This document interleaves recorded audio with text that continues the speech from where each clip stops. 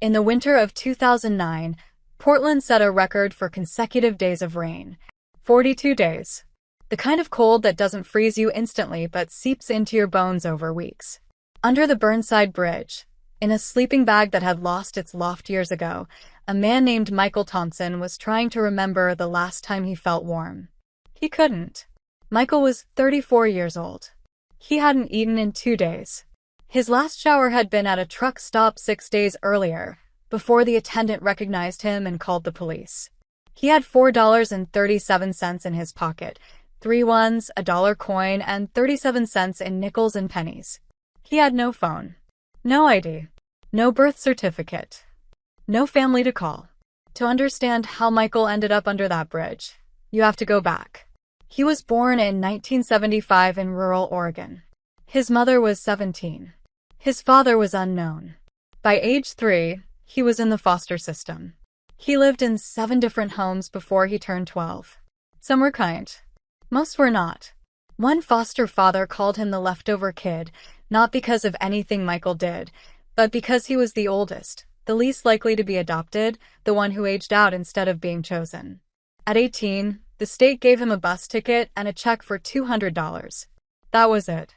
No counselor. No mentor. No plan. The caseworker said, "You're an adult now. Good luck." For the next 16 years, Michael did what millions of Americans do. He worked. He washed dishes at a diner in Eugene. He stocked shelves at a grocery store in Salem. He painted houses in the summer and shoveled snow in the winter. He never made more than minimum wage. He never had health insurance. He never had a savings account. In 2007, his car broke down, a 1992 Honda Civic with 240,000 miles. He couldn't afford to fix it. Without a car, he couldn't get to work. Without work, he couldn't pay rent. Within 3 months, he lost his studio apartment. Within 6, he was on the streets. By 2009, he had given up. Not dramatically, not with a speech or a scream. Just quietly. He stopped looking for work. He stopped asking for help. He sat on a park bench and watched people walk past him like he was part of the scenery. A social worker named Diane found him there. Diane was not young. She was 52, a former nurse who had switched to social work after her own son struggled with addiction. She had learned something over the years. You don't save people by lecturing them. You save them by sitting with them. She sat next to Michael on that bench for 20 minutes before either of them spoke. Finally, Michael said, "You're wasting your time." Diane said, "Probably. But I've got nowhere else to be." Michael almost smiled. Almost. Diane didn't offer him a job. She didn't offer him a shelter bed, though she would have if he'd asked. Instead, she handed him a library card. "If you can't afford school," she said, "then read. Read anything. Read everything. Just don't stop." Michael stared at the card. It was free. No background check. No fee. No judgment. Just a piece of plastic that said he was allowed to enter a building full of books. He walked to the Multnomah County Library that afternoon. He didn't read anything. He just sat in a chair by the window, out of the rain, for 3 hours. It was the first time in months he had been somewhere warm without being asked to leave. The next day, Michael returned. This time he picked up a book. It was a novel of Mice and Men by John Steinbeck. He had never read it. He had barely read anything since high school. But by the time he finished the last page, something had shifted in him. He had felt something he hadn't felt in years: curiosity. He read another novel, then a biography, then a history of the Great Depression. He learned that poverty was not a personal failure. It was a pattern. Millions of people had been where he was. Some had stayed there. Some had not. The difference was not luck. The difference was information. One afternoon, browsing the shelves, Michael found a book called How Your City Works. It was a dry, government-issued handbook, the kind no one checks out. Michael checked it out. He learned that in Oregon, any resident of a city could run for city council. No law degree. No political connections. No money required. Just a petition with enough signatures from registered voters in your district. He laughed out loud in the library. A homeless man running for office? It was absurd. But he kept reading. That evening, Michael found Diane at a free meal program downtown. He showed her the book. He told her what he had learned. "It says I could run," he said. "It doesn't say I'd win. But it doesn't say I can't try." Diane looked at him for a long moment. Then she said something that changed his life. "You've lived through poverty. You've slept on concrete. You've been ignored by every system that was supposed to help you. Who better to represent the poor than someone who has been poor?" Michael didn't answer. He couldn't. His throat had closed up. That night, under the bridge, he didn't sleep. He lay awake, staring at the rusted beams above him, and for the first time in years, he imagined a future. Michael ran for city council in the spring of 2010. He had no money for flyers, no website, no campaign manager. What he had was a clipboard, a pen, and a story. He stood outside a grocery store on Division Street every day for 6 weeks. He asked people to sign his petition. Most walked past. Some left. One man said, "You can't even afford a house. Why should anyone vote for you?" Michael said, "Because I know what it's like to have nothing. And I'll never forget it." The man signed. There were 4 candidates for the seat. 3 were lawyers. 1 was a real estate developer. Michael was the only one who had ever used a food stamp. The local newspaper called him the long shot. A political blog called him a publicity stunt. The first debate was held at a community center. Michael arrived in a blazer borrowed from Diane's husband. It was 2 sizes too big. His shoes were from a donation bin.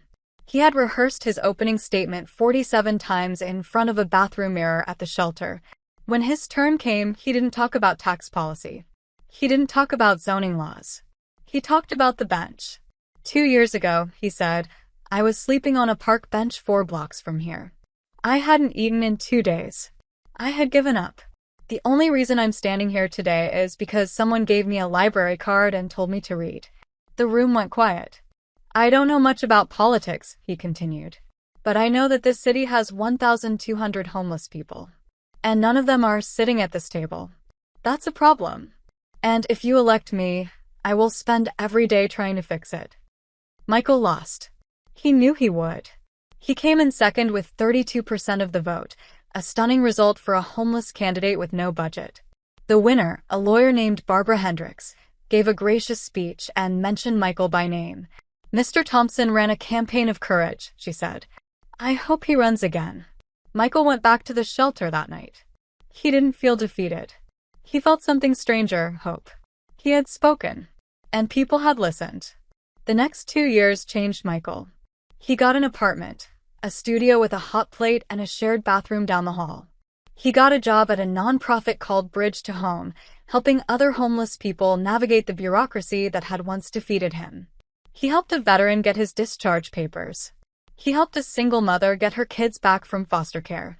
He helped a teenager get a driver's license so he could apply for a job.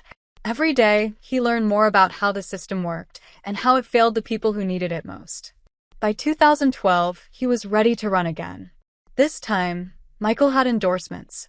5 former city council members signed a letter supporting him.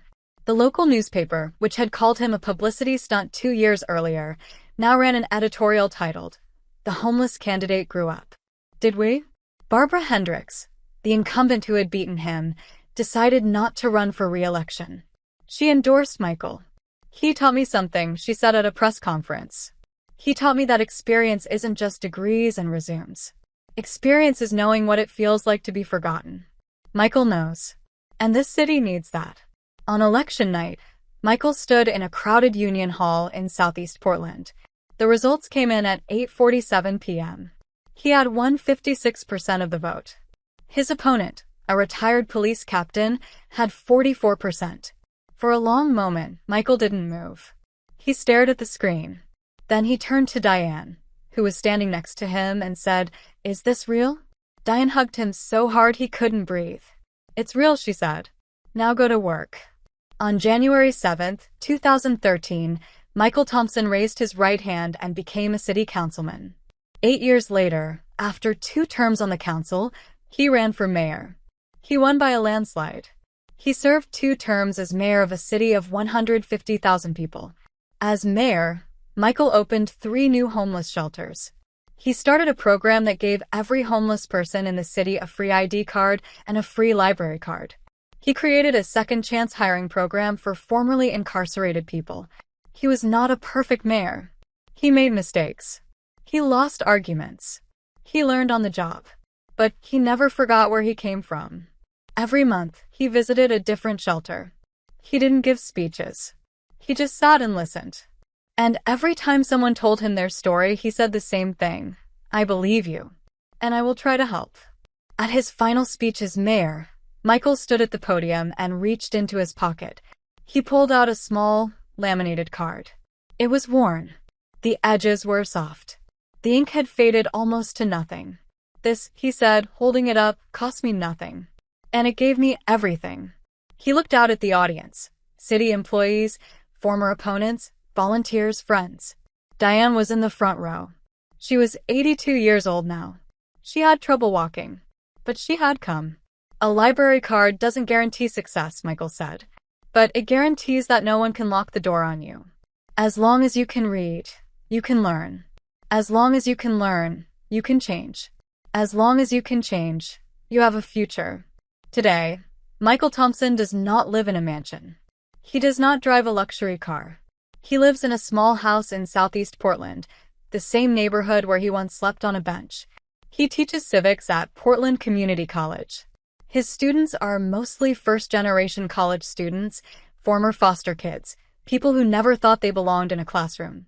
His first lesson is always the same. He writes 8 words on the whiteboard. The people who tell you it's impossible are the ones who never tried. Then he takes out his wallet. Inside still is that worn library card. He holds it up. This, he says, is my diploma. My resume. My birth certificate. It's a reminder that the world will try to tell you who you are. Don't listen. Read instead. Michael Thompson is not a hero. He would tell you that himself. He is a man who was given one thing, a chance, and refused to waste it. There are thousands of people like him in this country. People sleeping under bridges tonight. People who have given up. People who have been told their whole lives that they are not enough. They are enough. They always were. The question is not whether they can change.